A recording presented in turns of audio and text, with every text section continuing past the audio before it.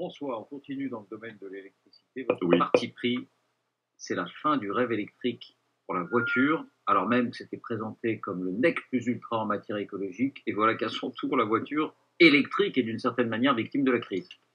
La voiture et le train, David. Souvenez-vous, ce rêve électrique, c'était la promesse d'une énergie pas chère, abondante, propre, décarbonée, hein, à la fois pour la voiture et pour le train. Justement, les moteurs dits thermiques étaient condamnés comme rétrogrades et extrêmement dangereux. C'était il y a 1000 ans, c'était il y a 6 mois. Depuis, la crise est arrivée, bien sûr, qui nous a précipités dans un autre univers avec cette extraordinaire augmentation des prix du gaz et donc de l'électricité, bien plus haut que le pétrole. Plus grave, depuis, la France a découvert aussi que son appareil de production électrique avec le nucléaire s'était effondré. Un réacteur sur deux en carafe, pour des raisons diverses. Au total, c'est une production électrique qui n'a jamais été aussi basse depuis très longtemps. Interrogation technologique aussi, avec les retards persistants du fameux EPR. Et mon camarade de RTL, Martial You, l'appelle encore un peu de retard, EPR. Ça fait 12 ans, et puis 15 milliards de surcoût. Évidemment, crainte financière sur EDF, au point qu'il a fallu nationaliser l'entreprise. On a découvert aussi une politique, une Europe de l'énergie complètement dingue.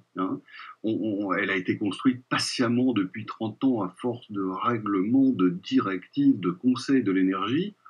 C'était une politique de beau temps. On se rend compte qu'à la première difficulté, les prix explosent parce que les mécanismes n'étaient pas prévus justement pour contenir la spéculation et disons, la tempête psychologique et spéculative. Et la voiture et le train, du coup? Conséquence, en 2023, le prix d'une recharge électrique, ça sera peut-être supérieur au prix d'un plein de pétrole.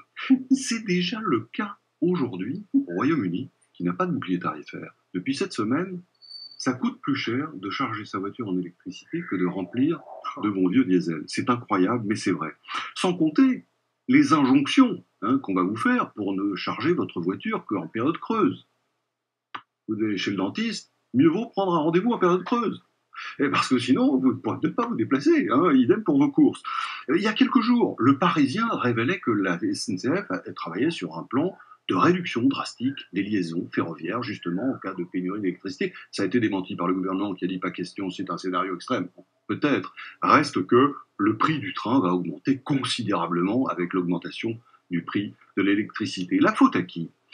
Il y a un impondérable, c'est la guerre d'Ukraine. N'en parlons pas.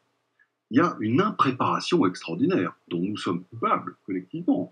Des organismes comme RTE avertissaient depuis longtemps sur la nécessité d'augmenter la production électrique si on voulait électrifier l'ensemble du système de production et de mobilité français.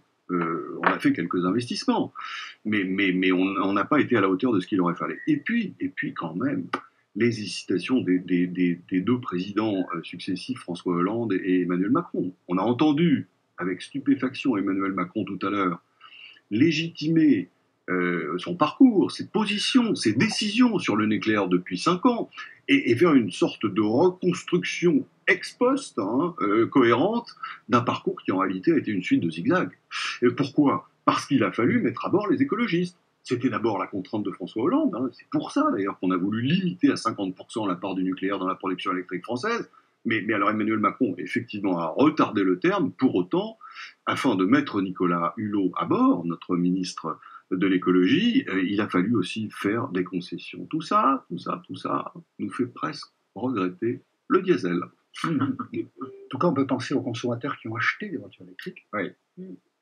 Et qui se retrouvent avec une facture, le plein d'électricité, comme vous le disiez, François, aussi cher que le plein d'essence. Là, il y a quoi? Il y a de quoi être très, très, très en colère. Je ne sais pas contre qui, mais en colère. Grosse colère. La Californie, je crois, qui a recommandé aux utilisateurs de voitures électriques de ne pas recharger les voitures entre 16h et 21h. Oui, c'est ça. Donc c'est qu'une recommandation. Enfin, on voit très bien ce qui va suivre derrière. Bien sûr. Rechargez-les aux heures creuses, la nuit seulement. Ah bah oui, mais ma voiture est en panne et j'ai besoin... Non, ce sera plus tard. Bon. Voilà. On croyait faire un geste civique en achetant une voiture électrique et on est pris au piège de 1000 contradictions qui font que notre voiture électrique, ça devient un embarras supérieur.